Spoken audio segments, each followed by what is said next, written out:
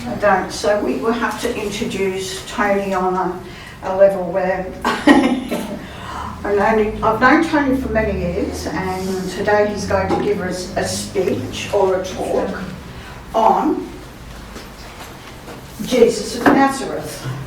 Now Tony's been involved with our Newcastle Lodge for many years, and I'd like to welcome him. But before I do that, I'm going to acknowledge the traditional owners of this land in which we meet today, the Awabakal and the Warramai people, and pay respects to their elders, past and present and emerging.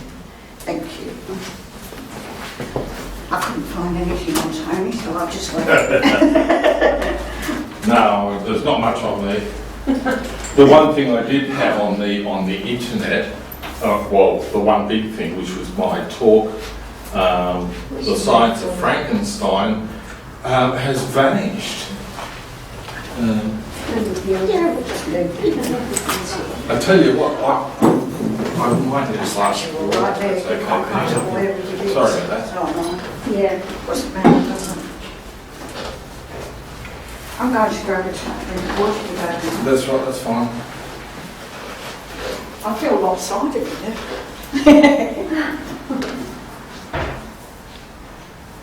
Let's get a drink too.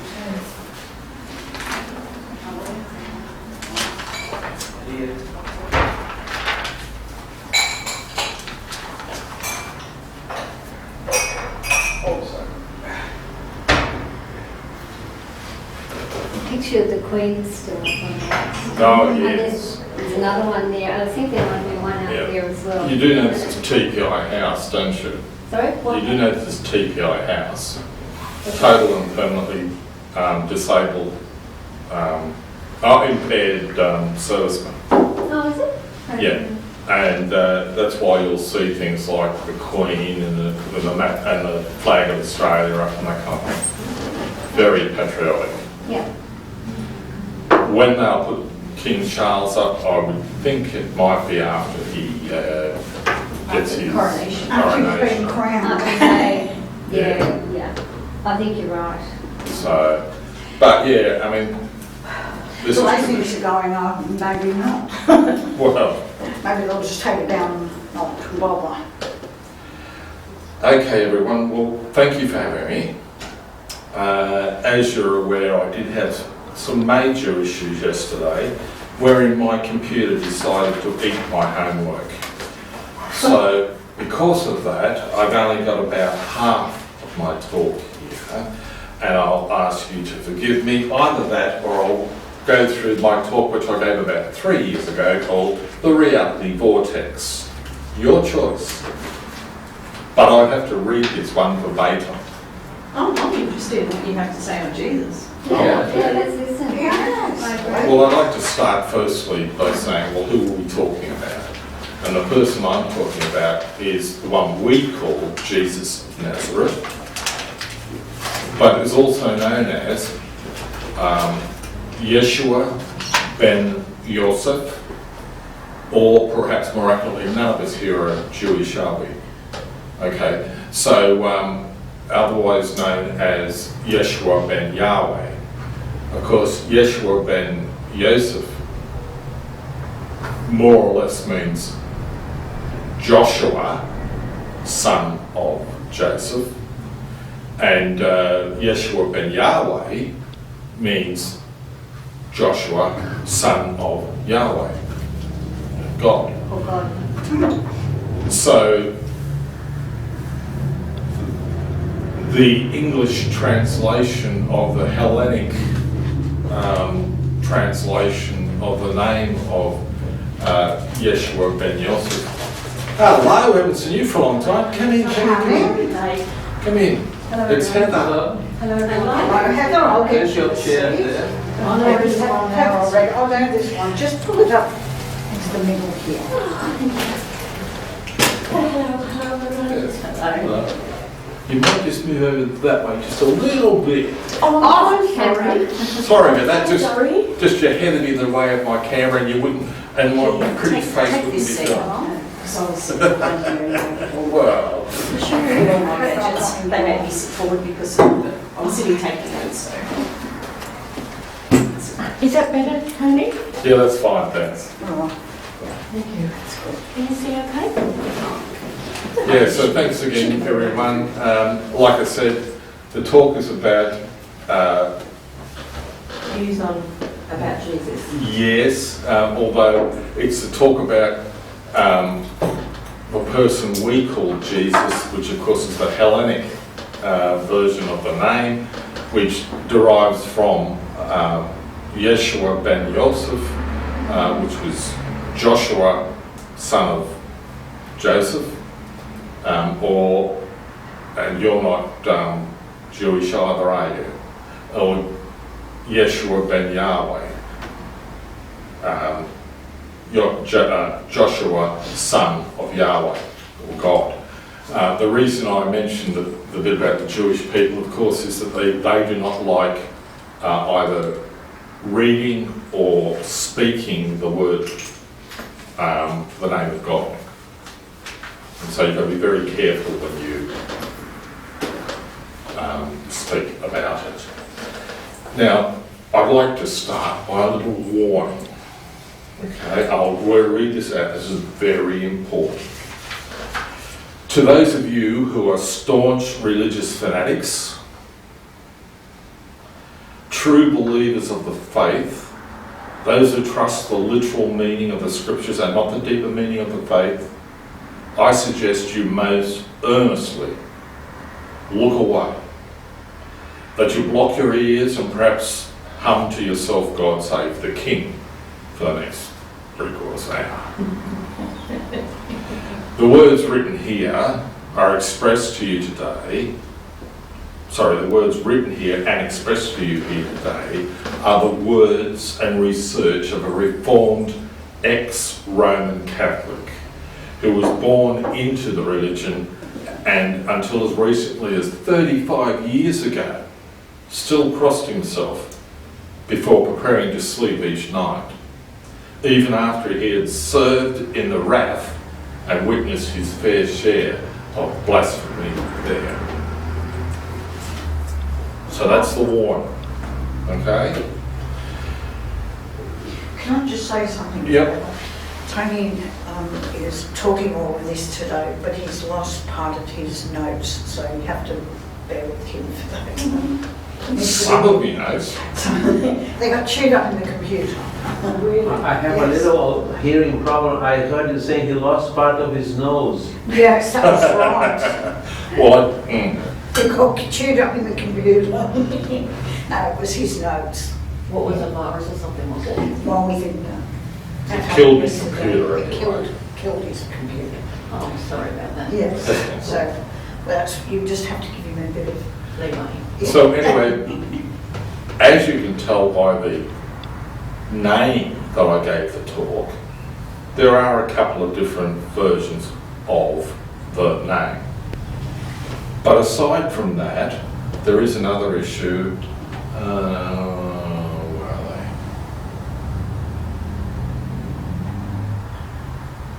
they? No, can't find them. I'm sure I've got these fellows. You probably, would any of you be aware of how many people or how many similar sons of God have existed? I think a lot of the pre-Christian religion or worship, there would have been many. Yes, true. And in fact, I think you're right. in fact, there are at least 16. And mind you, they were all born on the 25th of December, strangely enough. They were all born of a virgin birth, again, strangely enough. And most of them were crucified or hung in a tree, which basically means the same kind of thing. Now, there are several different kinds of crucifixion. Oh yeah. Just to let you know, a crux simplex. Crux simplex was a single upright stake in the air that had the person with their arms, hands and feet nailed to the cross together. And so one nail through the wrists, one nail through the ankles, and then resting their feet on the on a what do you call it? A footrest. All right. A slightly austere one. Well, yes, but the whole point of it was we don't really know at the moment how long it takes to die in a crucifixion, because there haven't been all that many crucifixions as in the type of crucifixions that were had in Christ's day, to be able to say for sure what exactly happens. The thought is that when you're on the cross and you've been on there for a few hours, your arms, in particular your shoulders, collapse outwards, and when that happens it makes it difficult for you to breathe. When that's difficult to breathe, you then have trouble getting oxygen to your blood. You don't get any oxygen to your blood, you die. But it's not a quick thing. It's something that takes quite a while. That Jesus only took 6 hours is strange, and would perhaps, in my way of thinking, be something, a divine intervention, if anything, simply because the majority of people who were crucified took days to die, and a lot of them died of exposure, because I'm not sure if you know, but when they crucified people, you were stripped naked. You didn't have a loincloth. No. You were naked. And one of the other ways of making sure that you died, if you hadn't had a little period of time, was they broke your legs. And they did that so you could no longer support your weight at all, and the body just flopped, and less oxygen flow, and of course death would come soon thereafter. So that's just a little thing about crucifixion. And one other thing about crucifixion, and I borrow this from Monty Python, from The Life of Brian. I don't know if you remember the scene in Life of Brian where they're all going to get their crucifixes, and there's this fellow who's the... Life of Brian is a serious film, isn't it? Well, yes. There's this spot where the Roman, I'm not sure what you call it, but he's the fellow taking the notes of who's going through for crucifixion. He's got his little check-off board. check-off board, and he's going crucifixion, and the person being crucified says yes. He says, okay, good, out the door, line on the left, 1 cross each. The next bloke comes in, he says, crucifixion, and the fellow says, and this fellow was played by Eric Idle, by the way, and Eric Idle says, no, freedom actually. And the fellow said, what? And he says, yeah, they said I hadn't done anything and I could go and live on an island somewhere. Oh, I say, that's very nice. Well, off you go then, says the fella. And the cheeky prisoner, Eric Idle, says, nah, I'm just pulling your leg. It's crucifixion, really. And the other fellow says, oh, yes, very good, well. And he's about to say it, and he says, oh, yeah, I know. Out the door, 1 cross each, line on the left. Sorry, I had to put that in. No, that was a welcome relief. You know that what he died, the guy that sang. Eric Idle. No, I'm not sure it's Eric Idle. He was the thin one. Yes. The Always look on the bright side of life. And he died. Eric Idle. It must be. No, the one who died was Terry Jones. He developed dementia. Oh, yes. Eric Idle is coming to Sydney on the 1st of December for a show, and you should be there. Oh, I should be. I don't know about you guys, but you've got to watch him. He is a funny man, and he was also the brains behind the music of Monty Python, by the way. Most of the songs that are known for Monty Python are through him. Okay? Now, I know that's got nothing to do with this talk, but I thought I'd just mention Yes. that. Just a footnote yet. He's not the Messiah. He's a very naughty boy. And you know, that was some, by the way, when attending national conventions, the one thing that I really enjoyed was sitting at a table with Brian Harding? Harding. And because he is a fellow Monty Python fan, and the two of us used to throw them off each other all the time. It was fun. And sadly, he's very, very ill at present. Very ill. So, where was I up to? Oh, yeah. So, who was Jeshua Ben Joseph or Jeshua Ben Yaweh? Firstly, his name was later mistranslated to Jesus Christ. Now, Jesus, by the way, is the name given to him by the Hellenic Greek tradition. The word Christ means saviour or something like that, so it's more like Jesus, the saviour. Okay. So anyway, one of the things about Jesus was that he was supposedly a pretender to the throne, because his family somewhere down the track, now I can't remember now whether it was Mary or Joseph's family, actually I think it might have been both, because Mary and Joseph were very closely linked family-wise. They were like kissing cousins, if you like to put it that way.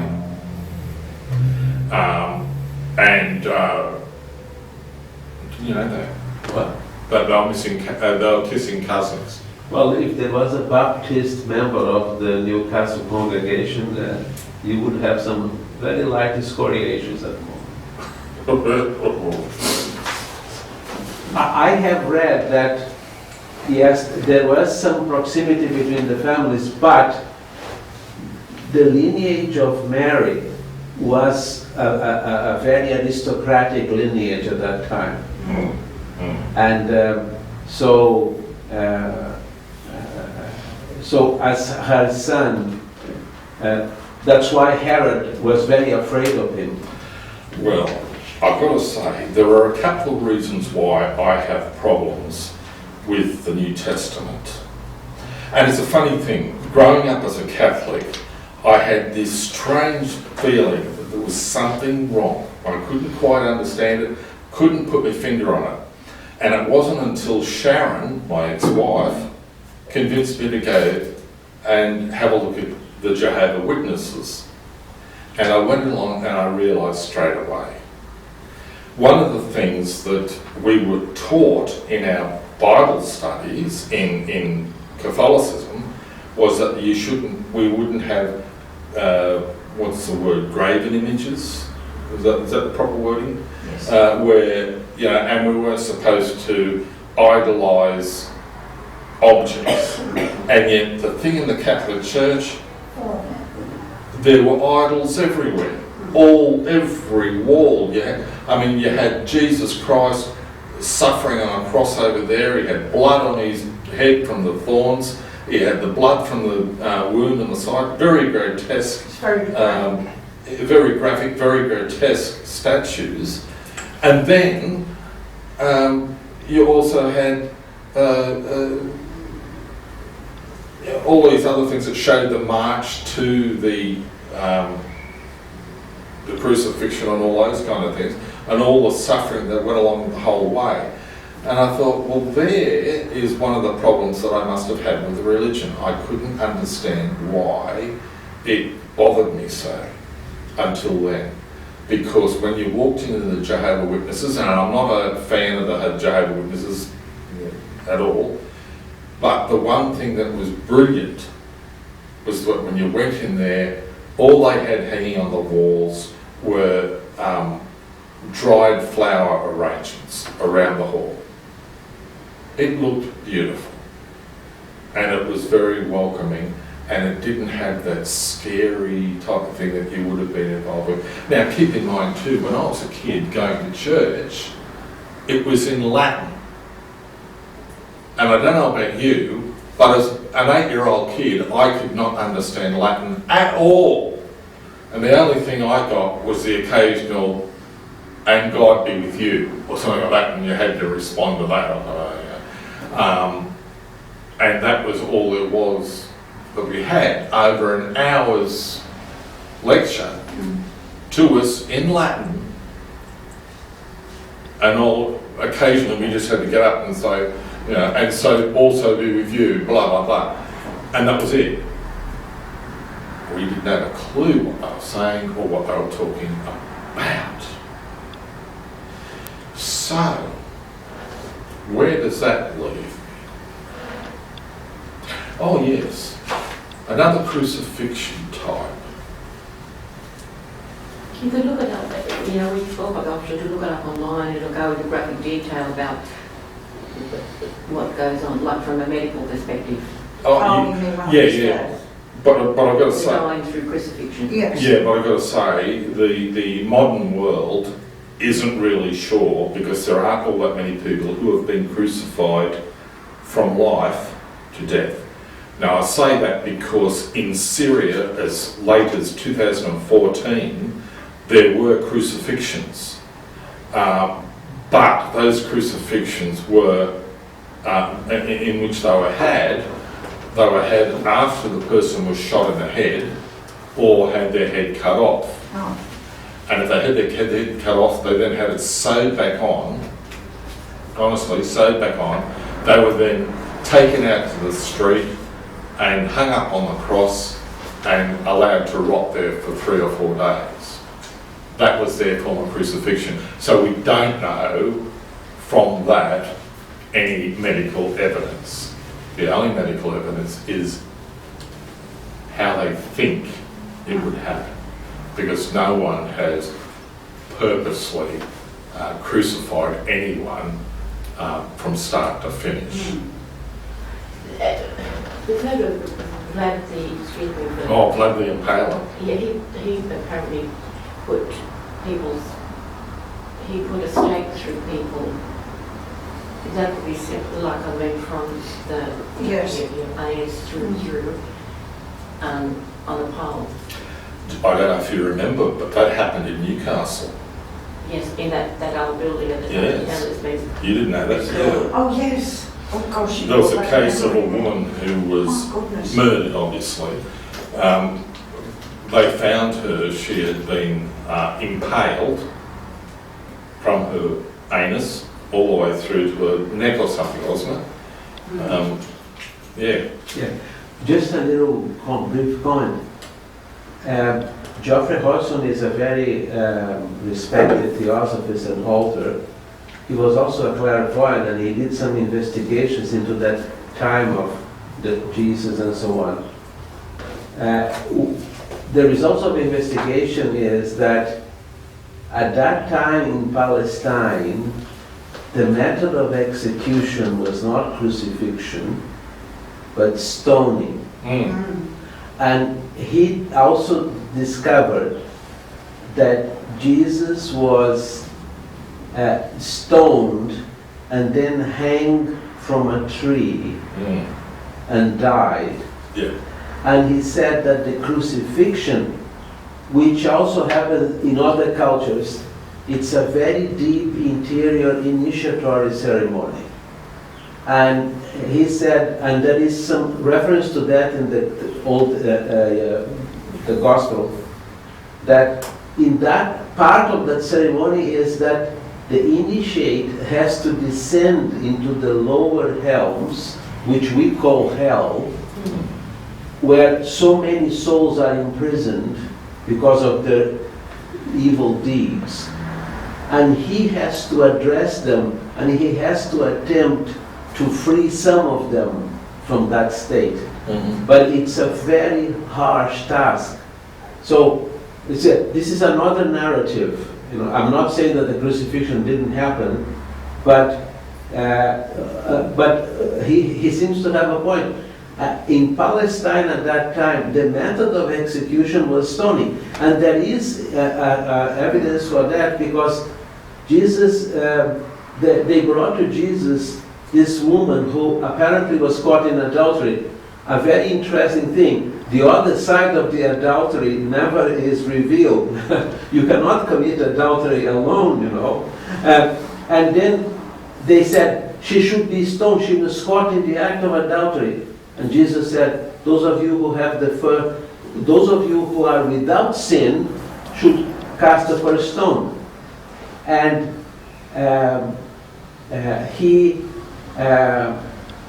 and therefore stoning was the method of execution. So it's a different view.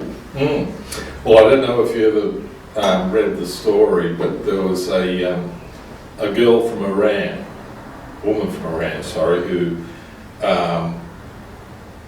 had an adulterous husband. He particularly liked this girl. She was underage, and he wanted to have her, and she wouldn't have a bar of him. So anyway, he began trying to find ways of grabbing her and molesting her and whatever else. And you know, he became so obsessed with her that he accused his own wife of being an adulteress so that he could be freed from her and be able to chase whoever he wanted. Because I think one of the things this girl was saying was that, look, I'm young, yes, but you're also married. If you weren't married, I'd consider it. So he decided that he didn't want his wife anymore, so he purposely accused her to the village that she had been sleeping with this bloke, which was a load of hooey. In fact, he had asked her to go and see this fellow who was sick and was a friend of his, and he asked her to nurse him, you know, back to health. And while she was spending her time nursing him back to health, this is when she was supposed to be having an affair with him. The villagers believed it, and this woman was stoned to death.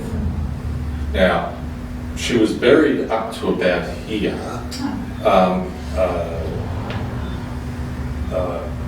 or not buried. She was actually put in a hole that went up to about her stomach, and she was then had stones thrown at her until she died. And they weren't just little stones like that; they were big stones until she died from that.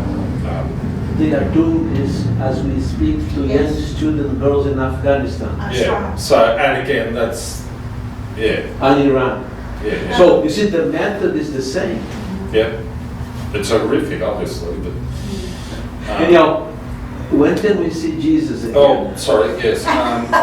You like What I was going to say, something I forgot to mention was, we're aware of the date of the 25th of December supposedly being the birth of Christ. Sorry, I should say Jeshua Ben Joseph. The problem with that is twofold. One, the shepherds. Now, most of us think, what's wrong with the shepherds? They were minding their flocks, and they saw the Star of Bethlehem, and they followed it to the stable in which he was born, and, you know, paid homage to him. The problem is, they're in the Northern Hemisphere, we're in the Southern Hemisphere. In Australia, the 25th of December is the middle of summer. In the Northern Hemisphere, it's the middle of winter. And flock are not herded in the snow in winter. They are actually held in I don't know what you call them, barns or whatever, and protected that way. The shepherds are not out in the fields. So that was a mistake of the New Testament or a lie? Or just a convenience to ratify the masses. Yeah, but you know what I mean? So it was wrong. The other thing that was rather strange is the three wise men, or the magi. Now they were walking, riding through the desert, and, well, Bethlehem or whatever, and they saw the star and they followed it to the stable in which Jesus was born. Not really where they could have been astronomers. Yeah. Oh, that's Yeah. interesting. Now, when they went there, there was can't find it, doesn't matter. Oh, yes, again. There was they gave three gifts, as we all know: gold, frankincense, and myrrh. Now, gold represents what? Does anyone know?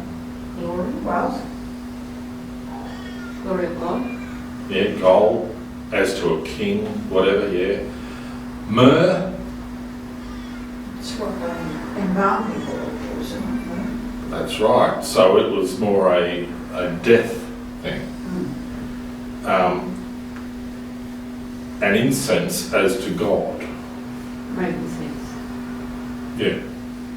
So there were some peculiarities which suggested that maybe there was a foretelling from those three gifts of what was going to happen in Jesus' life. That was the thought. The other thing was that even though the three wise men paid homage to the birth of Yeshua, what did they do? They went off and told Herod that the king of the Jews had been born. And what did Herod do? He passed an edict to say that every boy under the age of 2 would be put to the sword, so that they couldn't have opposition to him when they grew up. Wouldn't be an opposition to him when they grew up. How wonderful was that? Those wise men weren't all that wise, were they? Or they were simply bad men. Did you say Batman? Yes. Bad men. Not Batman. Bad men. No, not The bad. No. No, not that one. Again, this is a question of interpretation, because the text of the gospel suggests that they were led to the place where he was born by a star. Yes. And some authors suggest that they were versed in astrology and astronomy. They knew what they were doing. And the fact that they went to Herod, yes, it could be interpreted as a naivete on their part, or a kind of a test for Herod, because he couldn't find him. You see, he tried. He actually conducted this sentence on all firstborns in that area, but he couldn't find him. But one of the reasons they couldn't find was because Mary and Joseph, having received prior warning, took off out of there. Yes. So they weren't found. So that's the other point. So then there's a problem. So there are a couple of problems that I have with the New Testament. There are many more. Now, I have to mention Mark and Luke, the Gospels. I don't know if you have studied those, but the genealogies given of the family differ greatly from each other. And what you have to also remember too is that those Gospels weren't written by first-hand accounts. They were people who wrote these things about 70 or 80 years after Jesus had passed. So they weren't first-hand accounts. And also reading too that there's also shed doubt on the author of the, like the names. But, you know, there's a lot of doubt about that as well. Exactly. A lot of that. Because you got, yeah. In fact, I was reading recently that there's the New Testament has been translated from a translation from a translation, and words have been altered and all sorts of things over the centuries. And you know, one of the strange things about that is that in the Bible are the words that the text cannot be altered because it is the Word of God. And yet, all over time, those words have been altered. When you look at the Gospels, there aren't just 4 Gospels, there's about 20 or 30 of them, including the Gospel of Mary Magdalene. The Apocrypha, there's many. Yes, the Gospel of Judas. The Jubilees, Enoch. Yeah, the whole heap, which were excluded from the New Testament because, what was his name? What was the name of the king? Constantine. Constantine decided that he wanted to slim it down. Look, it was not just Constantine. The moment the church became an organization with bishops and priests, but really governed by bishops, they had these councils of the bishops in the year 200 or in the 3rd century, 4th century, and they exercised their authority and they banned all opposition, and they coined the term heretic. A heretic is someone who thinks differently. There is nothing wrong with that. But they went after them, and in the case of there is these 2 great theologians in Alexandria, Clement of Alexandria, and the other one is Origen. The Council of Nicaea in 553 decreed that all the writings of Origen are anathema, or they are condemned. Anybody having his text in their house would be a culprit. And they officially banned in year 553 the teaching of reincarnation. Until that date, the church was sharing with people the fact that we live more than one life. But you see, so some authors have said these councils, although they have created the foundation of the modern church, they had vested interests. Well, you know, like, if you look at the Essenes, now the Essenes were considered by many to be a cult, and yet they were the early precursors of the Christian faith. They were the ones who taught something which the Gnostics believe to this day, and that is that God resides within you. And that is an important thing. And it's a part of, I'm sure you understand that there are 2 parts to a New Testament or the Old Testament. You have the outer mysteries and you have the inner mysteries. The outer mysteries are things that are open to everyone. So you have more of a literal understanding of the story. Jesus was a man, he did this, he did that, he walked on water, he turned water into wine at a marriage ceremony, he did all these other kind of things, and people believe them. But the initiated are taught far more, and they're taught things about the inner workings of. Getting into the realm of mysticism. Yes, but also understanding that you are God. God is you, right? That each and every one of us has within us the Logos of God. And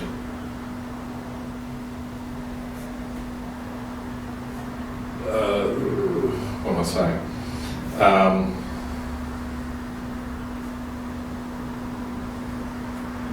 Are you still there? I've lost myself. Sorry. That's a good thing. In Christian mysticism means a very high attainment. Yeah. And there'd be some people, even people who are supposedly educated, who even now today, that they wouldn't want to know or they wouldn't want to understand mysticism because it doesn't suit their requirements. And it would have been the same in Jesus' time, 2,000 years ago, 1,000 years ago. So making things simple, excuse me, like Jesus did this, it makes it easy for people who are simple, I don't mean that in a derogative sense, and understand yeah. Yeah, what you're trying to say is what I said, I think, last week or a few weeks ago. It follows a narrative, and that narrative is the one that they wanted to represent. And so those books brought together to frame a narrative, and quite often you'll find that they don't always follow a timeline. They jump all over the place, but they create, for people that read them, they're actually creating the narrative they want. So they threw out, they didn't formalise this by what you were saying about the council didn't formulate this until about the 10th century, where the Jews took a bit longer apparently to actually finalise their books, which they thought was right for them. But the Christian Bible, as we call it, was not sort of finished but it created, as you were saying, a narrative. Anything that didn't fit the bill was pulled down, and they pulled out all the stuff you talked about, or Tony talked about, mysticism. And yet we have an author, and in the future I would like to make a short presentation about him. His name is Giza Vermes. He's one of the leading authorities on the history of Christianity, Jesus, and the Bible. What was his name? Giza Vermes, G-E-Z-A, Vermes, V-E-R-M-E-S. He says that there could have been interpolations and so on, but when you take the different Gospels as a whole, the core meaning of what Jesus was is the same. Yes. He was a Savior.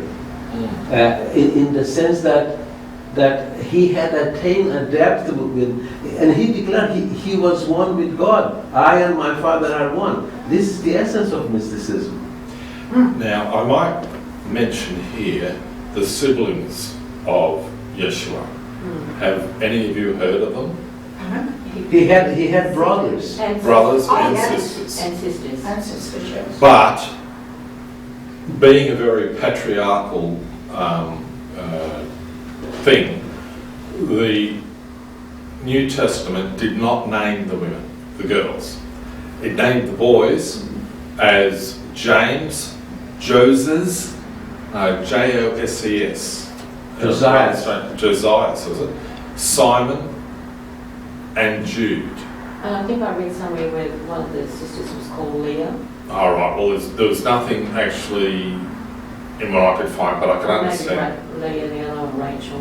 Yeah. But things have been distorted and changed. And 2,000 years. For hundreds and thousands of years. You don't, yeah. And all the women around him, this is what a number of authors say, they were all disciples. Yes. And in the case of Mary Magdalene, she was not just a disciple, she was a chosen one, Yes. as her gospel says. And she was the first one who saw Jesus after the resurrection. Yes. The first woman. And yet, the Roman Catholic Church tried its very best to portray her as a prostitute. A prostitute, yes. All the centuries, and she was so close to him. She actually, when he died, feet. when he died, he gave the leadership of the church to her. They also say, I think it's, I'm not sure, it was in, I think it's Barbara Threen's book, Sure, Jesus the Man. I think she was his wife too. Yeah, That's what she says. And That's I mean, one of the reasons that sounds plausible is because in the days of Jesus, rabbis were supposed to be married. yeah, well, all men. Yes. But, At the age of 30, or young, yeah, well, he was supposed, if he was a rabbi, he was married, or Yes. should have been married. yes. And he was classed as a rabbi. Now, one of the other things you've got to keep in mind about Jesus is the period of time from when he was 12 years of age through to when his ministry began at the age of 30. Where was he in those 18 years? Because there's nothing written about him in those times. The suggestion, or one of the suggestions, is that he went to an eastern land where he learnt his beliefs in Gnosticism and all these other things that then were became a part of his ministry.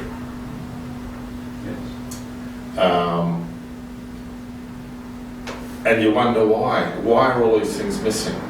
I mean, if you look at some of the perhaps more bizarre ideas about him, one of them is that Jesus died at the age of 70 in Japan. I heard A lot of the... After spending 50 years to obtain a passport. Yes, that's right. maybe so. But a lot of the Japanese believe that. In fact, they have a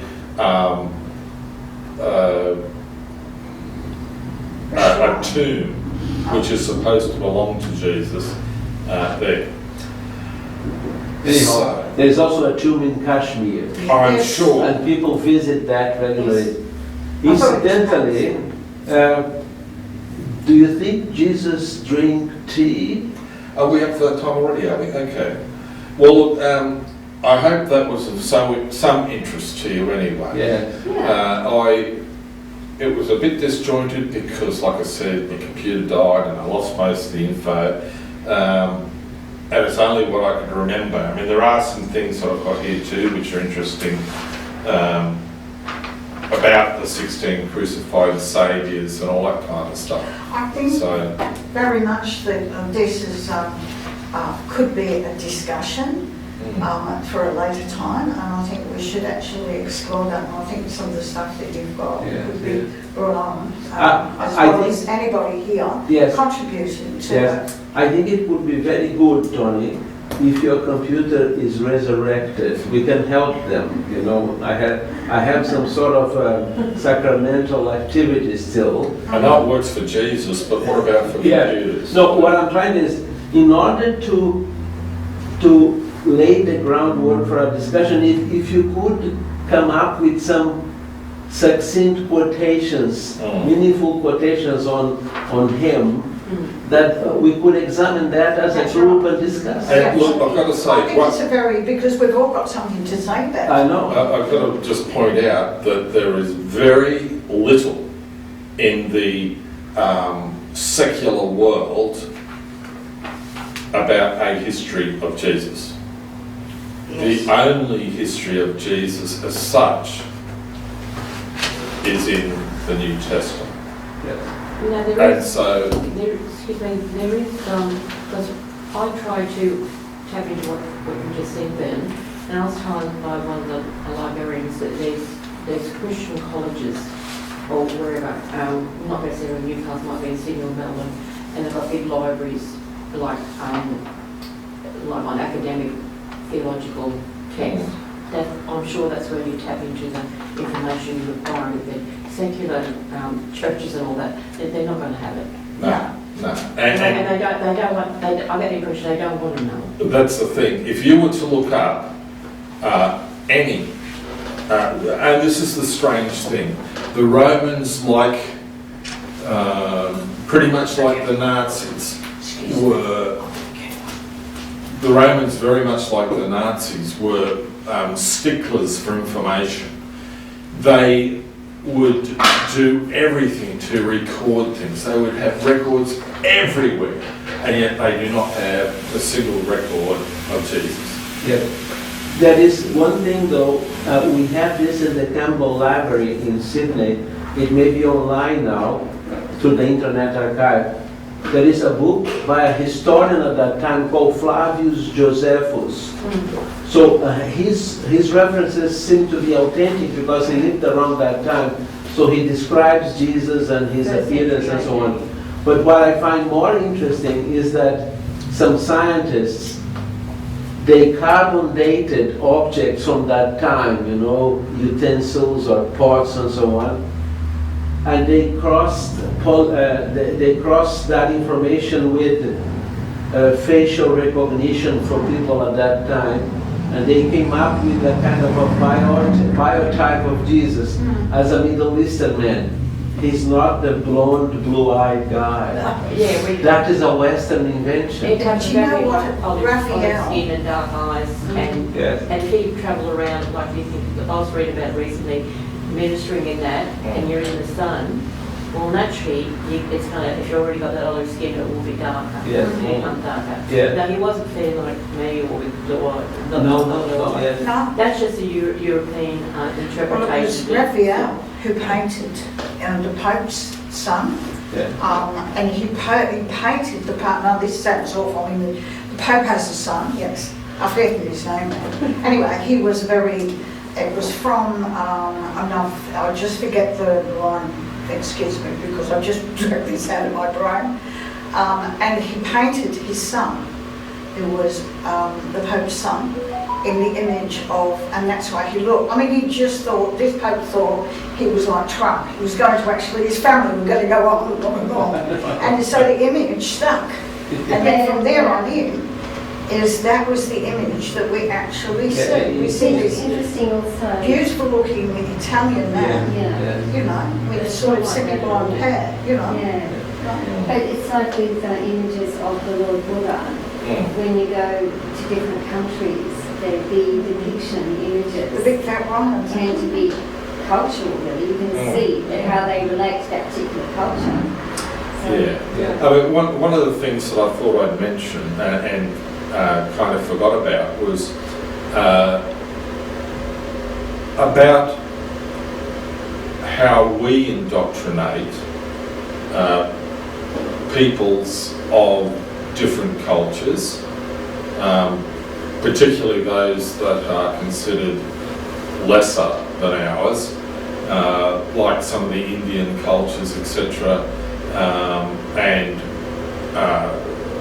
islands and whatever, and the Christians would come in as a pretext to colonising this country, and what they would do was that they'd go through to these people, they would preach their own religion, but on top of that they would incorporate some of the aspects of the religions of the people, so that they felt some kind of Less guilt. Cohesion. they felt like it was a part of their religion. Well, that's what they did with Christianity in the 25th of December. I'm saying that's what the Aztecs did. You know, they've got, even today, they've got the Christian, but they also yes. incorporate their beliefs.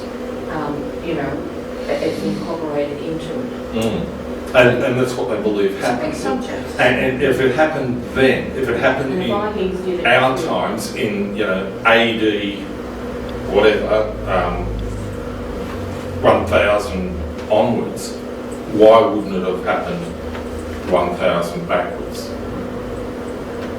Well, it probably did, but it has never been recorded. No. No. And so that's the thing too. 2000 years is very hard to be able to trace. It's like, what's going to be left of us in 2000 years? you might have some bricks I'll tell you here what, and these there. might last that long. Well, it might, I don't know. You might find an occasional colour television.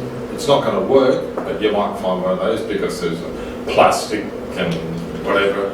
But there's nothing Or that's going to maybe last for 2000 years. a motorbike in the canals of Amsterdam, which that's what I found recently. Wow. That's a good thought. Anyhow, so a hand for the speaker. Thank you. I was just going to say thank you, Tony, and for your endeavours in all that. I know you've had computer problems, but you did a very good job, I thought. So did it just crash or was there a virus? Or I'll what was place it, the Tony? meeting. It died. Do you need a new computer? Possibly, yes. One has to get money before one can have a new computer.